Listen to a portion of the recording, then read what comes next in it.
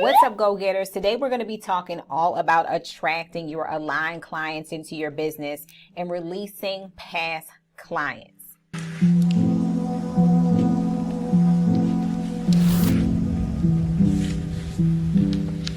What's up, guys? Welcome to the channel. This is a topic I wanted to talk about because I definitely do think that this is a topic that's often overlooked or not discussed. When you stop working with certain clients, for whatever the reason may be, maybe your time is up working with them, maybe your program is over, maybe you're pivoting in your business and changing who you work with, and maybe your old clients aren't aligning with like your new content. It can be very, very difficult to release past clients that you've worked with.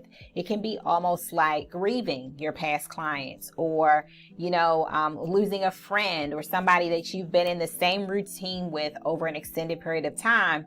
It can be difficult to release those people from your business and from working with them. So I want to talk about the importance of releasing and receiving new clients, because I do definitely feel like they both work together.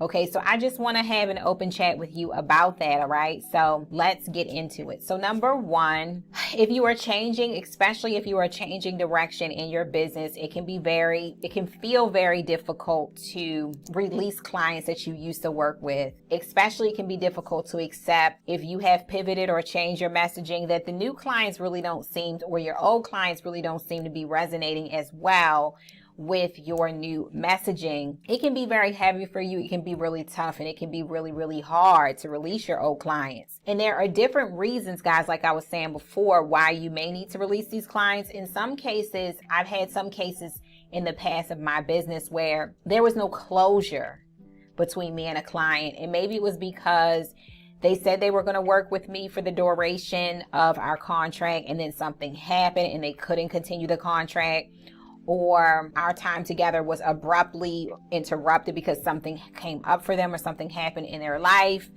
Could be a tragic event or something like that. We couldn't continue working together. Or once again, you could be changing direction, and some of your older clients are no longer don't seem to be aligning with your new direction. You never really fully know unless they tell you, but it can be a really tough thing, especially when you are a very heart-centered coach and you really do care and build relationships with your clients.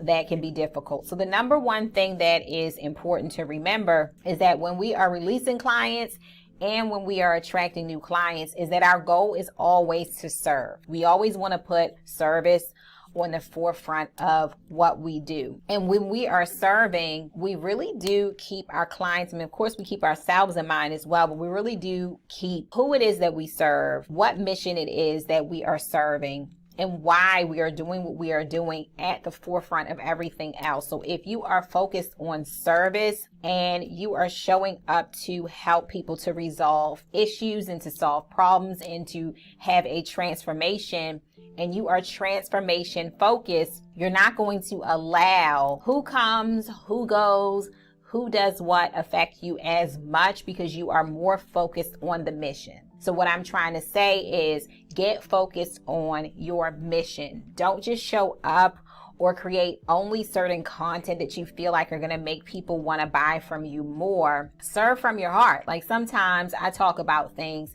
that I feel are very necessary to be talked about, but they're not necessarily things that I talk about in my program, and I still attract clients from that content, right? Sometimes content is just my thoughts, or sometimes it's stuff that I've just been through in my personal life, but it's still very, very important content. And I'm free to share that because I'm not just sales focused. I'm mainly service focused. When you open up your heart and you stay centered and grounded in what it is that you're here to do, your clients or your potential clients will really feel you, and they'll be able to be attracted to you. So realize you're here to serve. You're not here to control. You're not here to trap people into this thing where they have to work with you. You have to be the one that they buy from. You're more focused on the mission. So stay service and mission focused, okay?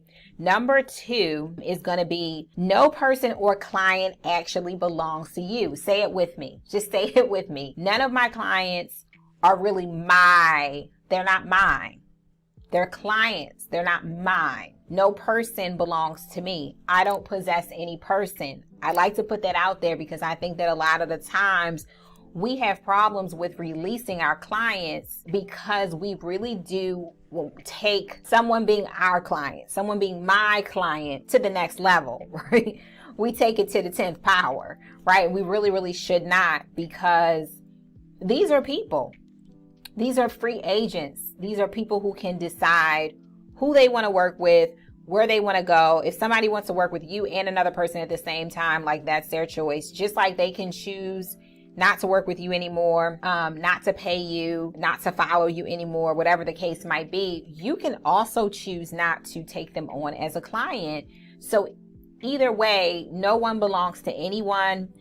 They are free to work with and do whatever they want. You are here, a part of their journey. It's a pleasure, a privilege for you to be.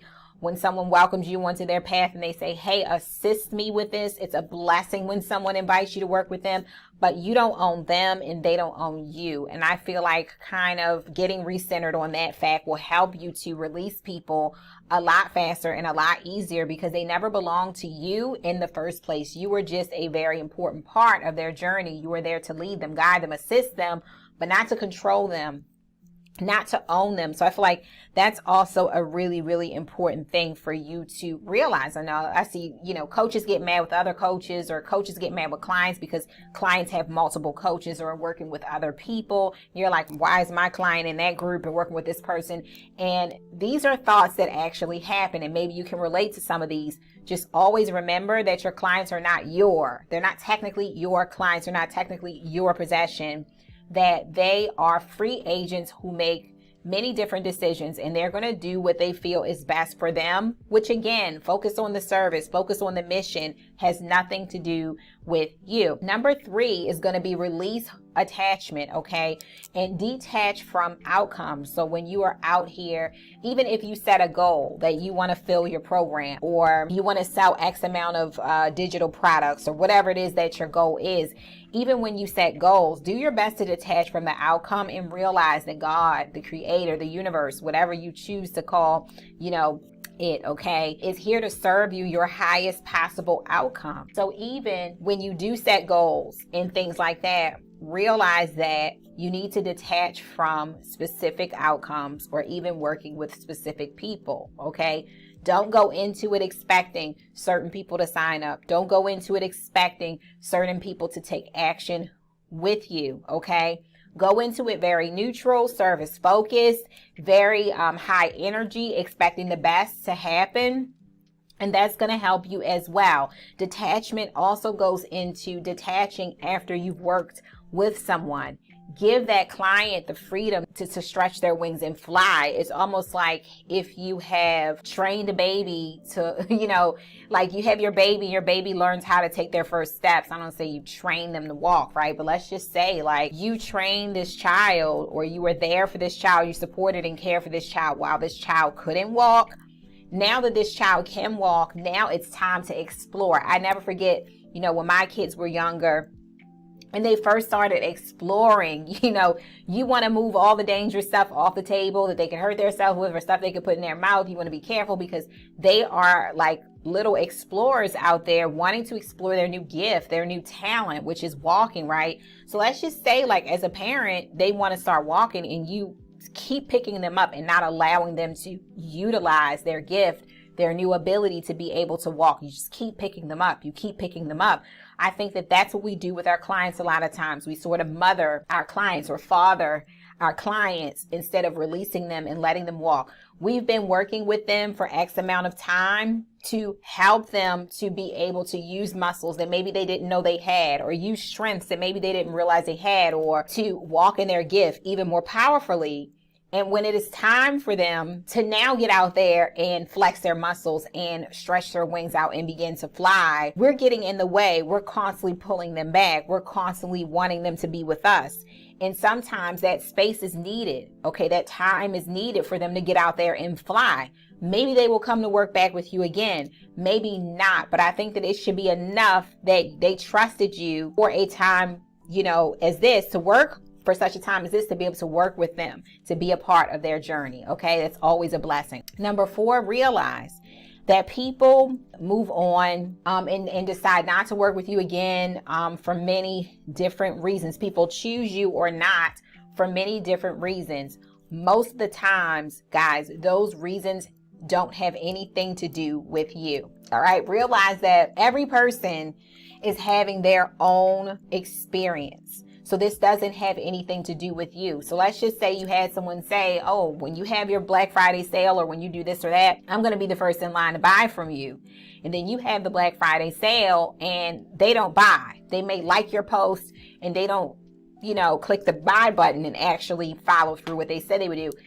People have 1,000 things on their plate or 1,000 things to come up that may have changed that action that they said they would take with you. But I promise you, it has not a thing to do with you unless you make it about you. So realize that, okay, I'm selling this thing. I'm really excited about this. I know it's going to help some people. God, I trust you to bring the right people into my business. I trust that I'm going to have plenty of people to serve with this thing. It would be great if some of my older clients, my heart leaps for joy when some of my older clients come back and work with me again. It really says a lot about the service, right? But if they don't, I'm so happy for them that they're doing whatever makes them happy. I'm so happy for them that they are feeling best supported with whoever they're working with and whatever they're doing. I just want the best for them. And that's when you have that heart-centered attitude, that heart-centered energy, where you're in it to serve them more to serve your own ego. Catch that. You're in it to serve them more than serving your own ego. Okay. Coaching and guidance and mentorship, it's a very, very unique, beautiful thing because you really, really do have to be able to show up in all of your expertise and show up in your gift, but at the same time, be able to take a few steps back and realize that this isn't really about me. It's more so about my client's transformation. So let me hold my ego back, right? And I want my client to have the best possible experience with me or whoever they may choose to work with. So number 5, which is the last one, guys, continue to be who you are. Continue to shine your light. Continue to develop solutions. And you will always be in the running for attracting new clients, okay? Just remember, releasing and receiving are both important. I believe they're both equally important, okay? Because when you are holding on for dear life to people who never belong to you, sometimes you are blocking your path and your ability to be able to attract new clients, or even blocking the ability for some of your past clients to want to be interested in working with you again, because you are constantly holding on to that energy that is not yours. So call back your energy, your good energy, release, and be grateful for all the people that you've worked with, and be service and heart focused, and you will never have a problem attracting clients into your business. Okay, guys? So I would love to hear from you on the topic. Don't forget to click the link in the description box to sign up for the waiting list of my coaching program for spirit-led entrepreneurs. I help you with your marketing. I help you with your voice. I help you with showing up in a powerful way that works specifically for you and identifying that in your business while still being able to have a motivational, heart-centered, very spirit-led voice as well while running a business that you love. If that's you, definitely sign up for that waiting list and check it out in the description box. So guys, be blessed. Don't forget to drop a comment below, and I'll see you on the next one.